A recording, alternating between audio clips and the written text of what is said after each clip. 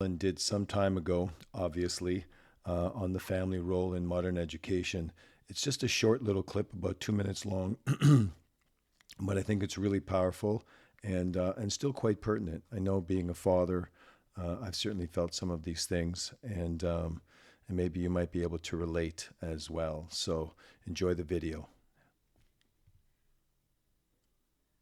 I want to look at this, but I want to look at it first of all from the standpoint of bringing up children in this culture and the whole structure and nature of the family, because that's where the puzzle begins.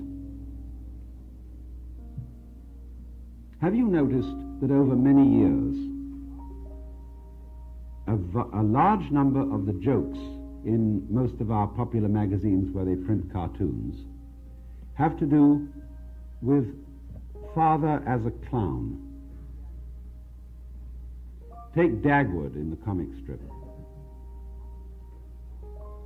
The incompetence of Dad, who is always some kind of an idiot, whereas Mom has to handle the real problems of the family and is therefore the realist in the picture. Dad is a clown. Why? Because he goes away to a mysterious place called the office or the factory, in which the family as such have no part and no real interest. He brings back a thing called money, and they want more of it, see, back at home.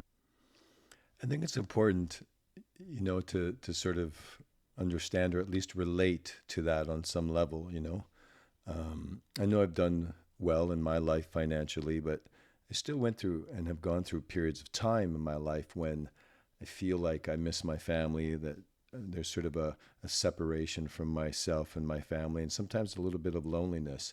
And yes, I understand that those are obviously all things that take place in our mind, and they're part of our assumptions and our beliefs.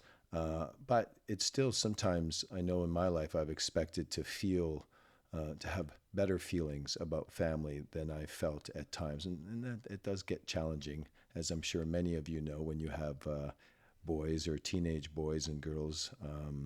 So anyway, just it is nice to relate to Alan in these stories of his. So let's continue. They don't care how you get it, just so long as you bring it back, because they're not interested in what you as a man do.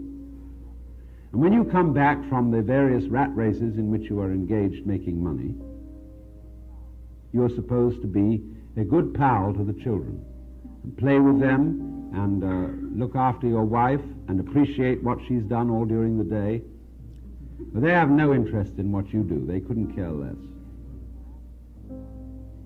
And furthermore, you as a father and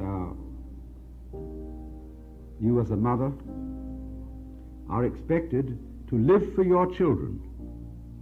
Americans have an enormous sense of guilt because they have not done right by their children, and they're trying more and more to do right by their children.